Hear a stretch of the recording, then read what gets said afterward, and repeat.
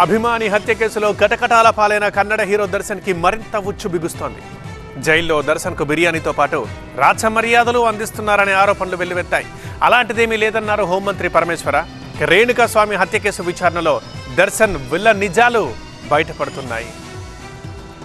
రేణుకా స్వామి హత్య కేసులో హీరో దర్శన్, అతని ప్రేయసి పవిత్ర గౌడ్ ఇన్వాల్వ్మెంట్ ఉందనే పక్కా ఆధారాలు బయటపడుతున్నాయి. బెంగళూరు పోలీసుల విచారణలో పవిత్ర గౌడకు అసభ్య మెసేజెస్ పంపించాడనే కోపంతో రేణుకా స్వామిని కిడ్నాప్ చేయించారు. చిత్రదుర్గ నుంచి బెంగళూరుకి తరలించారు. ఓ గదిలో బంధించి చిత్రహింసలు పెట్టారు. నిందితుల దాడిలో తీవ్రంగా గాయపడిన రేణుకా స్వామి చనిపోయాడు. కిడ్నాప్ చేసుకుని వచ్చిన క్యాబ్ లో రేణుకా స్వామి డెడ్ బాడీని తరలించి కాల్వలో పడేశారు.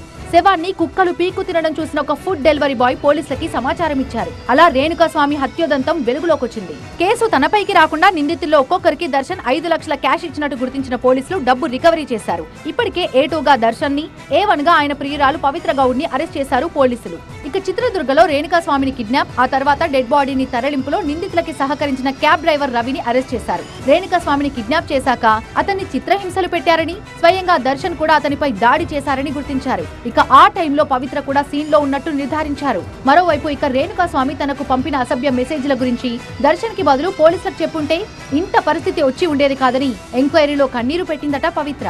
రేణుకా స్వామి హత్య కేసులో సినిమాటిక్ లింకుల డొంక కదులుతోంది. నిజాలతో పాటు నిందితుల జాబితా కూడా పెరుగుతోంది. రేణుకా స్వామిని హత్య చేసిన వాళ్ళని కఠినంగా శిక్షించాలంటూ ప్రజాగ్రహం పెల్లుబిక్కుతోంది. కన్నడ నాట సంచలనంగా మారిన రేణుకా స్వామి హత్య కేసులో పక్కా ఆధారాలతో హీరో దర్శన్, పవిత్ర గౌడ్ కి అంతకంతకు ఉచ్చు బిగిస్తోంది. అయితే ఈ కేసు నుంచి దర్శన్ బయటపడాలని ఆశాభావం వ్యక్తం చేస్తున్నారు కొందరు సెలబ్రిటీస్, అతని ఫ్యాన్స్.